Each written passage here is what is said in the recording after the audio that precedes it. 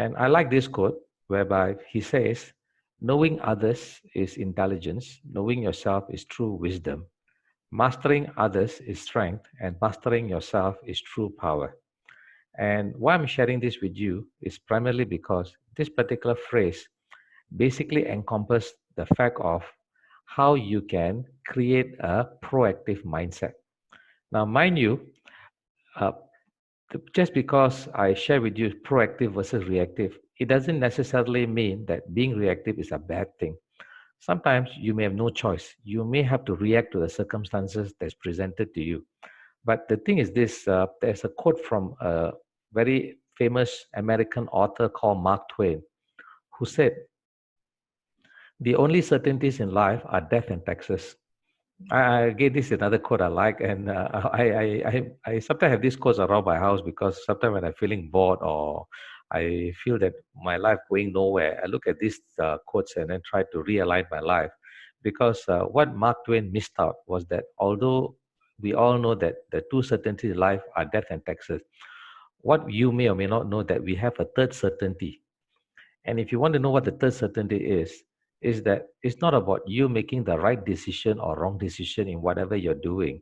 Is that life always provides us with choices. And that is the third certainty. It's not just death and taxes, it's also about choices. And to have a proactive mindset is a choice. So if you look at this particular slide, whenever a stimulus comes your way, and when the stimulus comes, you respond to the stimulus. But what makes you a proactive individual with a proactive mindset is that you have a freedom to choose. So a more detailed diagram is this one over here, where if you see the comparison between a reactive person and a proactive person, a reactive person operates in the platform as in whenever there's a stimulus, they may respond to the stimulus without thinking about it. And of course, when you respond to stimulus without thinking about it, it may work in your favor or there are consequences in the process. If you compare reactive with a proactive individual, a proactive individual may share the same stimulus, but they have a potential to choose. And what they choose from is very much based on their sense of self-awareness, their conscience, their creative imagination, and their free will. And based on these four factors, they respond accordingly. So my objective right now is to share with you how can you be that proactive mindset person. So here are some guidelines that you may want to keep in mind. First and foremost, a guideline was provided by a gentleman called Martin Seligman. And Martin Seligman is very famous for writing a book called Flourish, whereby he said, if you look at this quote, life inflicts the same setbacks and tragedies on the optimist as on the pessimist, but the optimist weathers them better. So you see, what this means is that, if you're driving a car, you may be a safe driver, you sort of like follow all the rules and regulation, the road traffic act. But if you get knocked down by a drunk driver, the truth is, the first thing may come to your mind is, why me? I am a safe driver. Why is it that this happens to me? So the truth is, it's not about being a good driver or bad driver. It's just that circumstances may just come and we get hit. But how we actually see the accident and how we learn from it and move our life, that's what makes you great.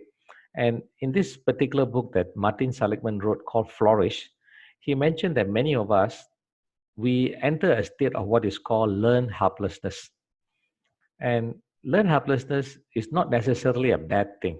In fact, nature intended us to be learned helpless because it puts you in a comfort zone. Think about it. Uh, if you are doing something and it's working for you, the question you need to ask yourself, why do you want to change? Why would you want to change when something is working for you? So this is where the concept of learned helplessness comes in. The definition of this particular phrase, learned helplessness, fundamentally means it's a belief that we can't change the course of negative event, that failure is inevitable and insurmountable. But what is interesting is this, you can't sort of languish in a concept of learned helplessness. It may work for a while, but in a situation that we are in right now, having to work from home, we need to change our mindset. We need to change the way we do things. And sometimes it forces us to learn new things, relook at our life, and reframe our strategies. So to do that, the first thing you got to do is to see how you can overcome the sense of learn helplessness. And to do this, you have to become optimistic or self-dependent. Now, this looks like so easy to look at it, and it's so what's the big deal? It is a big deal because to be optimistic is not easy. In fact, Martin Seligman mentioned that learned optimism is defined as psychotherapy mechanism where patients systematically remove depressive thoughts, concentrating on the positive. An example that he provides in the book is how in India and Thailand and in Sri Lanka and Myanmar, the Mahots train elephants. So if you look at this slide here, when the elephant is young, a baby elephant, what the elephant trainers do, they tie the elephant to a tree. And every time the elephant tries to move, it cannot.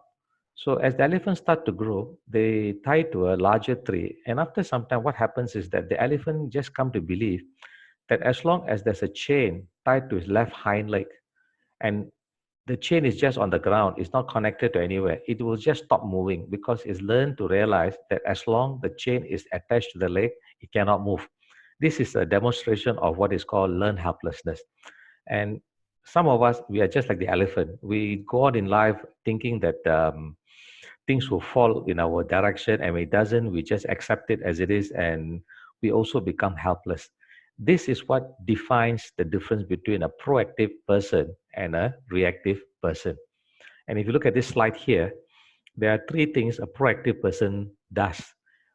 One is that they do not blame anything or anyone. When something goes wrong, they just take a look at the situation objectively, reframe their thoughts, and then move on. Secondly, their behavior is a product of their conscious choice based on values. And the third thing is that they carry their weather with them. What that means is that whether it's rainy day or sunny day, they don't just sort of like feel depressed if it's a very wet weather condition and happy if it's a nice weather condition. They, whatever the circumstances are, they just are happy people. They carry the weather with them. They control their destiny. If you compare that with the reactive people, they blame circumstances, conditions, and conditioning, and their behavior is a product of their conditions based on feelings. And if the weather is good, they feel good. If it's bad, they feel bad. That's what they do. So, what can we do about it? This is where you need some tools. So, I'm going to provide you with 10 tools on how you can become proactive. If you have a notepad with you, you can jot down. Otherwise, you can take a snapshot of what I'm sharing with you. And I think if you're very nice to Rina from Aventis, perhaps she may make some arrangement to give you some of these slides. But before I continue, here's one of my favorite quotes. In fact, I have this particular quote laminated and in my bedroom. And this is what I see every day when I wake up in the morning. And the last thing I see whenever I go to bed. And personally, I find this is one of the most powerful quotes ever written from China by a very famous philosopher called Sun Tzu, who is famous for writing the book called The Art of War. And in the book, this is how he starts. This is what he says. Can you imagine what I would do if I could do all I can? Now, ladies and gentlemen, I don't know about you, but I find this quote extremely powerful because the thing is this, as I mentioned earlier, we have three certainties. It's not just death and taxes, but we have a choice. And the choice is that you can do whatever you want. And you are dictated by the opportunities that life presents to you and how you want to take that opportunity and carry yourself forward. So even in a condition that we are facing right now, having to work from home, unsure as to when this COVID-19 will spill over, it doesn't matter because if your mindset is in the proactive mode, your life will just continue as per normal. So you don't need to be pushed to do certain things. You can do it yourself. So what does a proactive person do? What do they do? Basically, a proactive person thinks and acts in a certain manner. So I got this question for you. How does a proactive person think and act? You have to consider this from three perspectives. What a proactive person does before an action. Before they decide to do something, what a proactive person does is that they will look at the impact of what they're going to do, how this will influence their life and that of the people around them, and what are their intentions for doing what they're doing. These are three questions you need to ask yourself. Whatever you intend to do, ask yourself this first question is, what is the impact of what I'm going to do? How will it influence myself and that of others around me? And what are my intentions for doing it? If you can justify this, do it. And when you do it during the action itself, establish and work on your purpose, focus on what makes you happy, be passionate, brave, and optimistic, have a healthy self belief, and most importantly, be enthusiastic. Be enthusiastic in what you're doing. And thirdly, everything comes to an end sooner or later. And after you have finished whatever you have done, you need to have a review of what your actions were. So your after action is you need to take full responsibility for your actions, make effort to continually improve, envision your future, never give up, and learn to love your ideas and action. So this is basically the three concept of how you can be a proactive individual. And I would like to now share with you a very interesting presupposition. I will tell you what a presupposition later on, but this is an example of a presupposition. If you look at this slide for a minute, it says, what you focus on expands. And again, this is a very powerful quote that you need to keep in mind because when you see certain thing for long enough, whether good or bad, it expands. Think about the last argument or last misunderstanding you had with someone. Just think about it for a minute. And if I ask you to relook at the situation, review it, you find that you may get upset about the incident. The incident is long past gone, but you feel upset about it and you feel almost the thing, you are reliving the whole thing again. That's because you are focusing on something negative. On the same footing, think about something positive. Think about an event in the past that was something positive. Perhaps the day you got married, perhaps the day you had your first child, perhaps the day you got the job that you always wanted. Think about the exuberation, the amount of happiness that came with that event. And now you think about it for a minute. How do you feel? I can't talk to everyone, but I can make a wild guess that you may feel a little bit more happier. So I want all of you all now to look at my screen. I'm going to flash you something. And if possible, try not to blink for the next 10 seconds. What you see on the screen right now is a black dot. And around the black dot, you see a grayish patch. Now, just do me a small favor. Don't blink your eye. Just continue to look at the black dot. And as you're focusing on the black dot, do you see the grayish patch around the black dot gradually disappear? I'm just assuming the answer is yes. And if you just stare long enough, you find that after staring for a while, the grayish patch around the black dot gradually disappears. Now, the grayish patch represents all the minuscule things that happen around our life that may disrupt our goal, our purpose. But if you continually focus on that particular black dot that represents your goal, what happens is that all these minor distractions all just disappears. So what you focus on expands. So if you can understand this and what I've spoken to you so far, the question is why do people do not want to be proactive? And I got four reasons. One is this thing called bounded rationality. Remember I told you earlier about learned helplessness? Sometimes people are just basically very comfortable.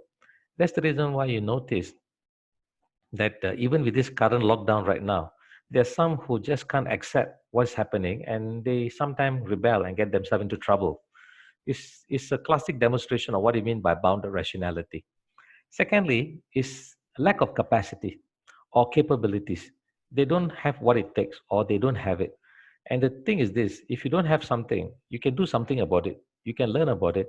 That's the reason why I am very grateful and thankful that you made some attempt to attend my short webinar session because I'm hoping that some of the strategies I'm implementing to you is be useful to you to be able to change your mindset a little bit and become more proactive. And the other thing is that sometimes people basically have what is called execution over innovation. They think too much And in the process, they enter into a kind of a paralysis state of mind. And the other thing is task overload. They take too many things, right? And they find that they want to conquer the world. Multitasking, you heard about this. And the truth of multitasking, some of you may swear by it, but the truth is, science has shown that our mind and our brain is not configured for multitasking. Maybe one activity, two activities, or three activities is possible. But if you're going to do 10 activities all at once, or five activities for that matter, it may be a bit of a challenge. So it doesn't make us more productive. It just makes us very reactive, right? And it creates a stress in our life. So here's a quick question. On the screen, do you see 4 sticks or 3 sticks? Uh, Feel free to use the chat button to communicate with me. All right. Right. Some say both, some say four, right? That's good. Some say three and four, right? A very safe answer. Majority is coming with fours, right? Thank you for that. The thing is that it's really what you want to see. If I happen to be a boss and I'm telling you I see four, would you want to disagree with me? That's the question I'm going to ask you. Right. So, ladies and gentlemen, that's the first part of what it is to be a proactive individual and how proactive thinking is different from reactive thinking. Now, let me move on to the second part of my short webinar. Is a very interesting set of tools, which is called the pace setter, which is called the pace setter. Right. Um, if I hope you have a pen and paper with you, you may want to take some notes, or you may want to take some snapshots if you want the immediate returns, right, with your phone. Now, let me go through one by one what the pace setter means. To be a proactive individual, you need tools, you need a framework. So here's a framework for you. The first thing is the P. What does the P stands for? The P stands for a concept of perception. How do you perceive the information, the thing that's happening in your life? And it's not just perception, it's perception through purpose, planning, and preparation. So when you want to do an activity, when you want to get something done, what is your purpose? What is your plan? And what are you doing to prepare for it? Right? That's the situation you need to look at. Find the purpose, find the how to plan it, and find what you got to do to prepare for doing what you're doing, and what are you perceiving. So this is a picture that is very famous in the internet. If you have not seen it before, you're going to see it for the first time. How many of you see an old lady down there? Maybe you can give me a chat response, a yes or no answer. Any of you see an old lady down there? Okay, congratulations. Quite a number of people see old lady, right? I see quite a number of ladies saying old ladies. I'm not going to ask your age right now, but uh, according to one psychological research, it says that if you can see the old lady first before the young woman, it means that you are a very young person.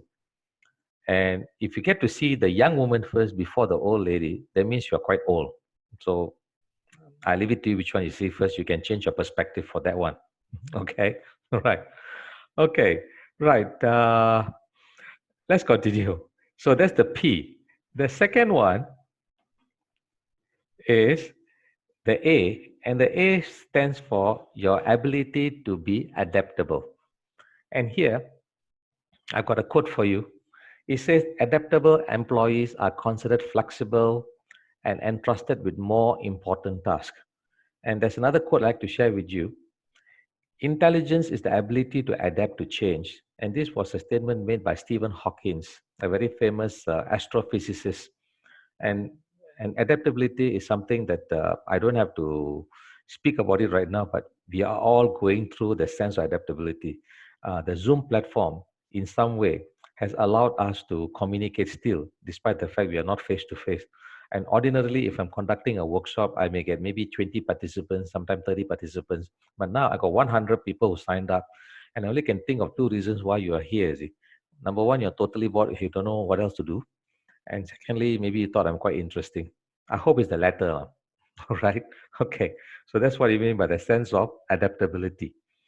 The third is commitment. The third is commitment. And commitment basically means if you start on a project or start on a certain uh, perspective of doing certain thing. There's no in between. So if you look at this quote here, either you do or you don't. There's no in between. Right? There's no in between. All right. You just got to go and do it. Right. Just got to go and do it. Right. So I want to share with you what commitment is. I hope you're ready for it. I need you now to stare at the screen again. Stare at the screen again, and do not blink your eye for 15 seconds. So watch the screen. You see there's a little red dot right in the center where my cursor is pointing. Could you focus on the red dot for 15 seconds? Don't blink your eye. Just look at it, continue to look at it as if you're absorbed into the image. And as you continue looking at it for 15 seconds, 5, 4, 3, 2, 1, and who do you see? Anybody give me a chat response, please? Who do you see?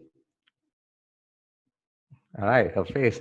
Nurul say her face, Melissa say her face, right? Some of you saw Michael Jackson. Yeah, that's right, man. Right? He's not dead. The king of pops is still alive, right? Now, seriously, there's nothing in the screen right now. It's just a blank screen. It's just a blank screen, right? Although I think somebody tried writing something on the screen, so there's a little red dot down there. I don't know who did that. I'll erase that off later on, right?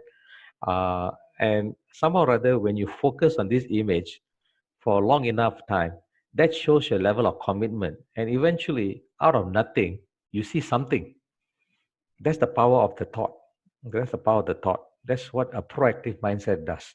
Okay. In fact, to quote Aristotle, a very famous Greek philosopher, sorry, not Aristotle, it's Socrates, where he said, if I know one thing, is that I know nothing. And in fact, he actually even bemused that the most powerful thing in the universe is nothing, because out of nothing comes something. And how does out of nothing can come something is your commitment, the commitment you have to the process. Now, just to recap, the P stands for perception through purpose, planning, and preparation. The A is adaptable. The C is commitment. The E represents going the extra mile. How do you go the extra mile in what you're doing? Just because you are stuck at home, I hope you don't see this as you are languishing at home, stuck, you can't go out. Now there's more restriction in place. But you can see how you can adapt, rechange the perspective. For me personally, it's just my wife and I, and we've come to the stage whereby we just clean the house every other day. And I think I became a good cook back again. And I think that after 30 years of marriage, I am feeling renewed, feeling renewed right now, like as if that we just met. Is it because we got more time to spend together with each other, right? My only regret is that I just became a grandfather 2 days ago. I only have to now see my grandson with the pictures sent by my son, and I just wish I can hold him. You see, so that's life, lah. And I have to wait until after June to hold my grandson, right? And the thing is this: when you say to go the extra mile, even in your home, ask yourself what else can you do. Thank you for the congratulation messages. Thank you so much. What else can you do in your castle? Your home is your castle. You know, maybe it's a time to take out all your wardrobe stuff and clean it one more time. Why not? We always finding time to clean the house. Right now is an opportunity, you see, and it's also good to keep the COVID virus at bay. So think about that. So the next up is the S. The S basically is called auto-suggestion, but of course we focus on the letter S more than the word A, auto-suggestion. And what that means is how your self-talk determines your self-worth. How your self-talk determines your self-worth. Right. So this concept of auto-suggestion was coined by a gentleman in the 1930s in Hungary. Sorry, a Bulgarian educator by the name called Georgy Lazanov. And what he said was, auto-suggestion is the act of telling yourself something very specific over and over on a daily basis until it comes to fruition. So it's almost like a mantra. You know, a mantra, right? It's not from a religious perspective, like a mantra from any perspective. If you want something, just continue saying it every day. Wake up every morning with a positive thought. I got one for you that you may want to start practicing, right? Effective tomorrow morning. Before you wake up from bed, before you even put your feet on the floor, just sort of like make your whole body rigid whilst you're lying in bed and repeat this particular statement. Every day, in every way, I'm getting better and better and better. I'll repeat again. Every day, in every way, I'm getting better, better, and better. You'll be surprised. This simple statement alone, repeated a few times throughout the day, first in the morning when you go to bed, it will have a deep impact in your life because whatever challenges comes, it cannot stay forever. It just cannot stay forever. It will just continue the way it comes, right? Nature has got a way of repairing itself. So as you do so, right, you will find that this sense of auto-suggestion will align you into a proactive mindset. Something for you to think about. Right. So we have seen the perception, we have seen adaptable, we've seen commitment. The next is going the extra mile. The S stands for auto-suggestion. The E is effective listening. And when I mention effective listening, it's not listening to others alone, but listening to yourself, your innermost feeling. Well, how do you speak to yourself? Are you going to speak negative to yourself or are you speaking positive? Because if you have a negative thought through your head, you have to reframe them. How you can reframe them, I'll share with you in the last part of this webinar when I share with you this thing called the NLP presuppositions. But here's a slide that you may want to contemplate a little bit on. The way you speak reflects your inner world, and you will get a response that reflects how you speak. Now, this is a very powerful statement, ladies and gentlemen. Spend just a few moments just reflecting this. Take a snapshot of this, keep it on your phone, because the way you talk to yourself internally, your self talk, will register your self worth. So, how are you speaking? How are you? What are you talking? How are you? How is your voice speaking to you? Listen to it. Is it negative? Is it positive? Right. Eradicate the negativity and push in the positive aspect into your voice. And the next thing which you got to do is what is called target setting. Target setting. Setting targets. We are now all languishing at home, and sometimes we may feel that we got more time in hand. But now is the time to pick up that particular book you always wanted to read and start reading and catch up on some interesting YouTube articles. And I'm also, as I said, the fact that you attend this webinar, some free talks is also a good thing because I also doing it quite a bit on myself as well. And any opportunity to learn because once you go back to work, whatever skill set that you're learning right now, you find yourself developing even better still, right? Somebody said no time to read even my library books, right? Well, actually, if that is a good sign. If you've got no time to read, that means you're quite busy.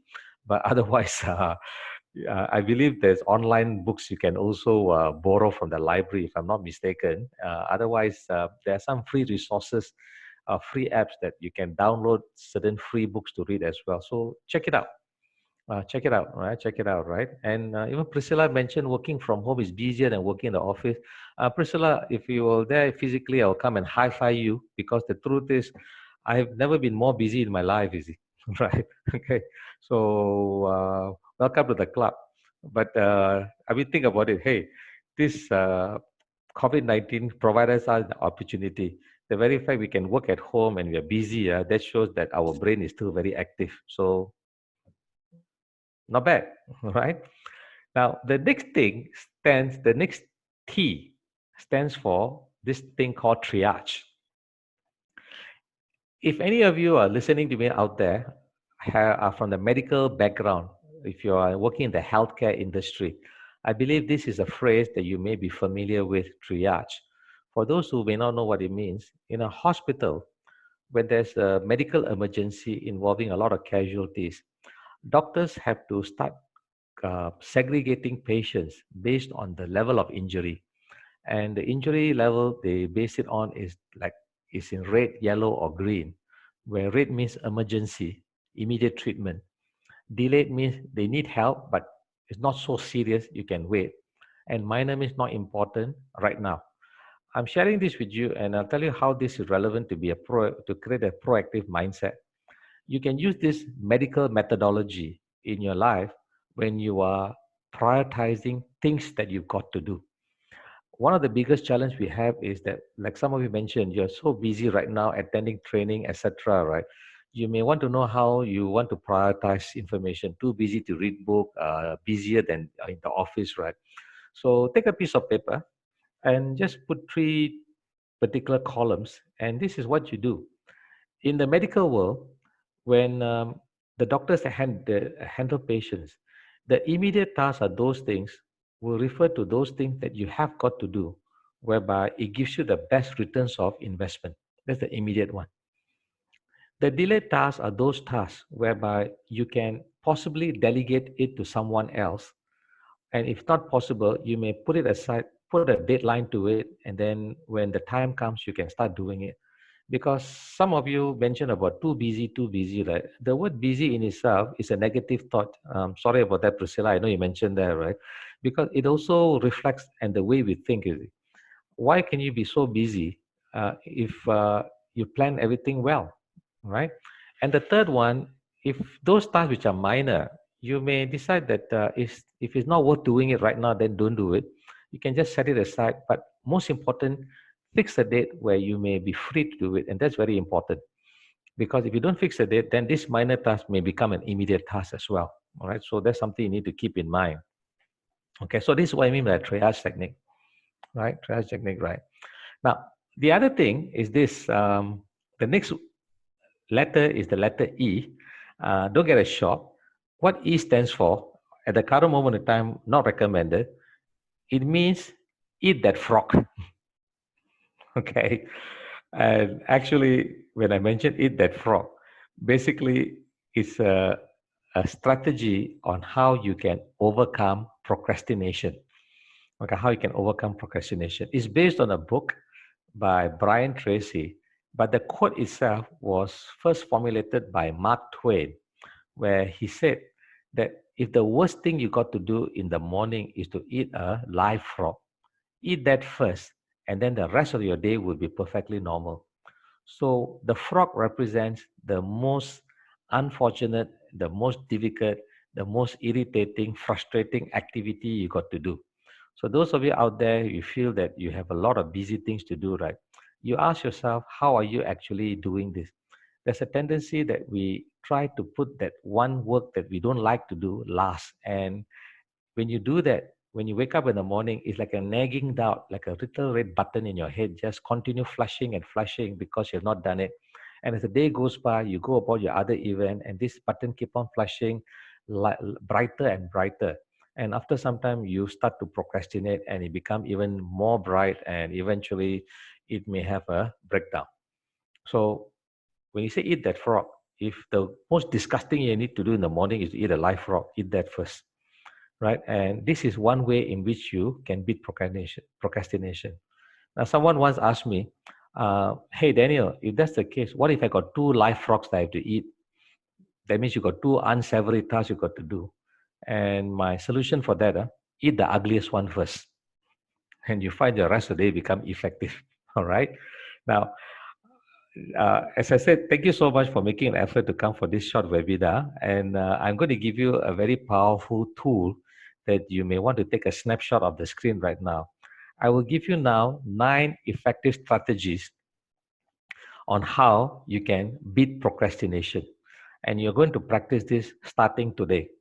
This is your mission for the rest of the month of April into May. You can't go anywhere until 1st June, hopefully. And this is what you can do. So, ta-da! Here you have it, ladies and gentlemen. The 9 ways to overcome procrastination. Just going to give you a few seconds to absorb it before I'll explain this to you.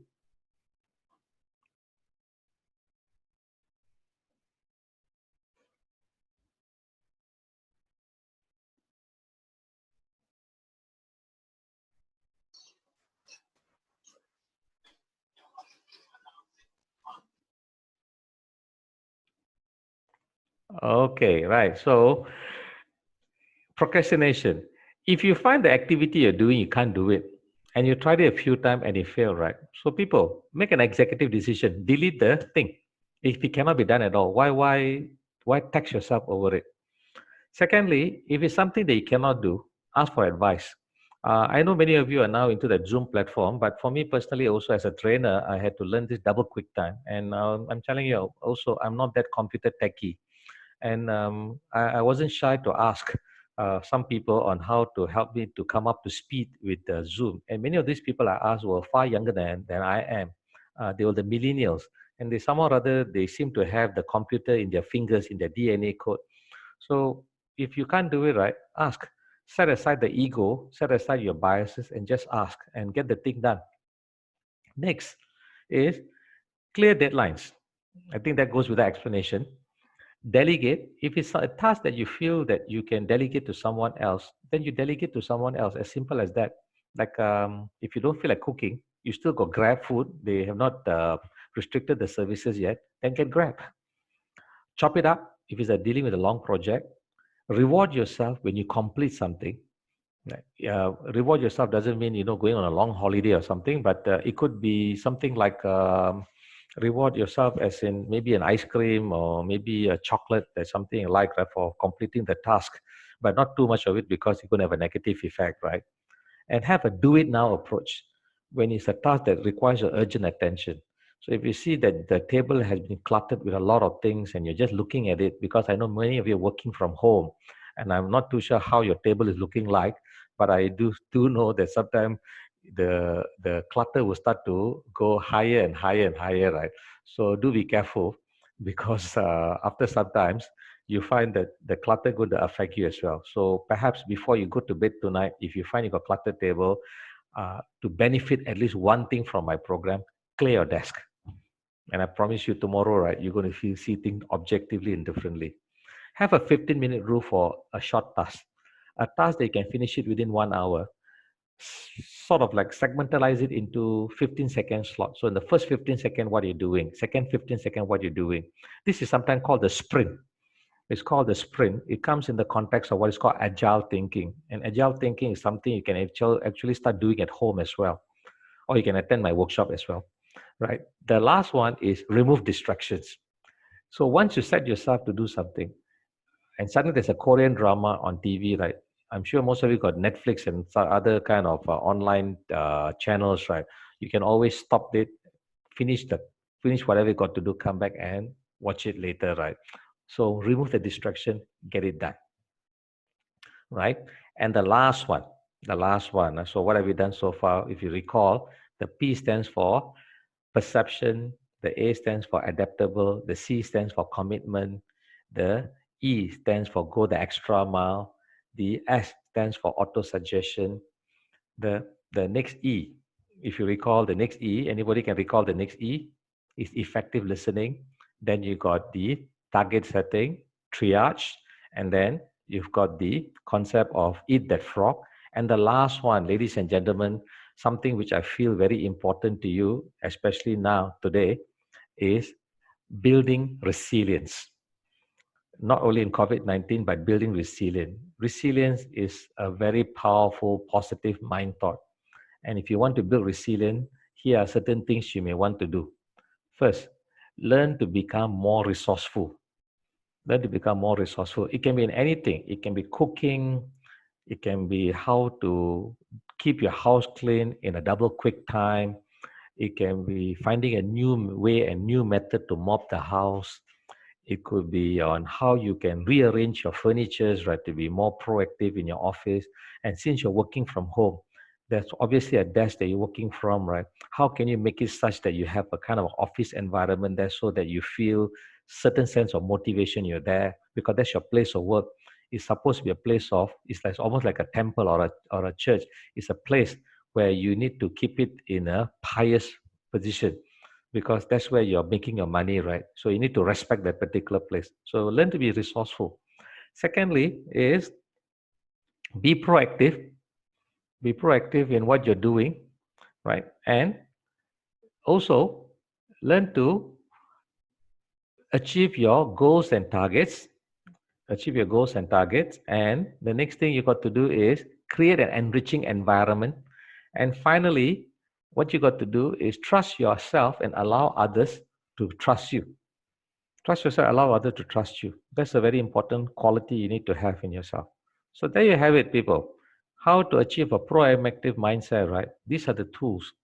And I told you there's three parts to this particular webinar. The last part I will be able to cover the next 5 minutes. The next thing you got to know is what is called the NLP presuppositions. NLP, for those who are unfamiliar with the phrase, it means neuro linguistic programming. And if you go online, there's a lot of literature on it, some good, some not so good. But basically, if you can program a computer, our brain is also like a computer, it can be programmed.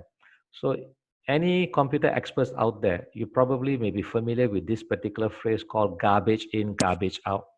Now, likewise, the wrong garbage that goes into our head, the wrong thought processes that go into our head, you get all the wrong decisions coming out from the other side through your actions. So if something is not working for you, you should learn how to reframe the way you look at things. And to reframe this, you can use this thing called the NLP presuppositions. A presupposition is a statement whereby you can't agree or disagree with it, but you can give meaning to it. A good example of a presupposition is, remember the time when you were in school and you're learning English and the teacher spoke to you about idioms. So if it's raining very heavily, we want to express this by telling it's been raining cats and dog. So it's not literally raining cats and dog, it's basically raining very heavily. So that's what is called a presupposition, right? We call it idiom, but here at NLP we call it presupposition. So people, I will end the session with 7 presuppositions that you can keep in mind. Take a picture of them, keep it in your phone, and look at them a few times throughout the day, because these are powerful phrases that if you look at it on a regular basis, it will allow you to reframe whatever you are doing right now and be able to go into a what you call a proactive mindset. So hope you're ready for it. The last 7 slides I'm going to share with you, beautiful slides. I hope you like them. The first one is this: I am in charge of my mind and therefore my results. Now, you can't agree with that. You can't discount that also, because you are your own boss. Nobody tell you what to do. Nobody will tell you how to do it. You discover it yourself. I am in charge of my mind and therefore my result. If you want to wake up tomorrow and you want to have excuse my French, shitty day, it is going to be a shitty day. Or if you're going to wake up tomorrow and you're going to tell yourself, right, hey, this is going to be a really fantastic day for me. It's going to be a really fantastic day, right? No matter come hellfire or not. Second is, if I don't get the results I want, I change the way I go about doing it. That's another powerful presupposition. If I don't get the results I want, I change the way I go about doing it. Right. So try something, that doesn't work, try again, still doesn't work, change. In the words of Albert Einstein, where he defined madness, is doing the same thing over and over again, expecting different results. You won't get different results. In that respect, I know there's a lot of criticism going two ways with the authorities regarding the way they're managing the COVID-19.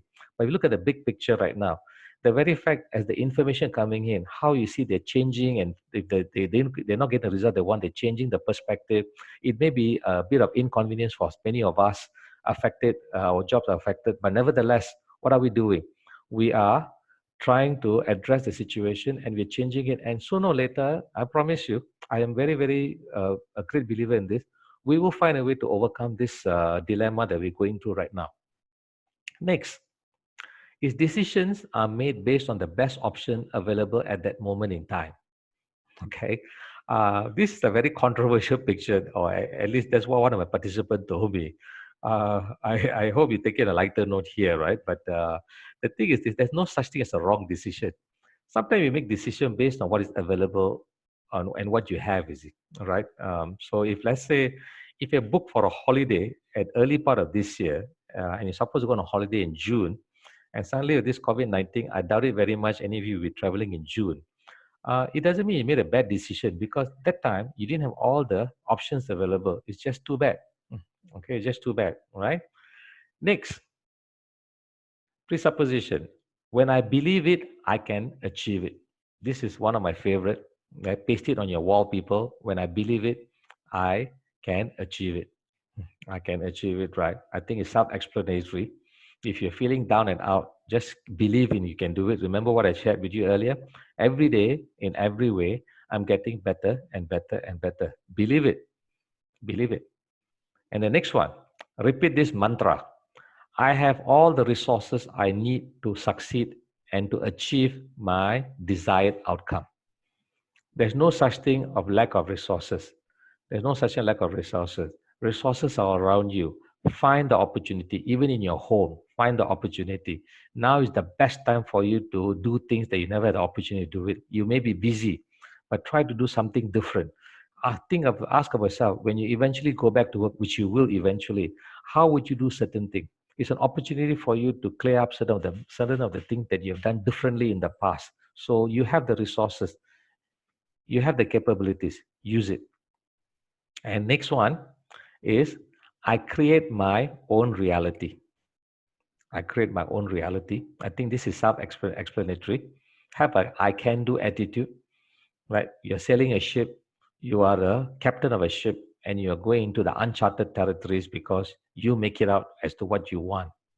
And finally, what I focus on expands. I spoke about it earlier, and this is self-explanatory as well, right? So there you have it, ladies and gentlemen. The 7 very powerful presuppositions that will set you in the right state to have a proactive mindset.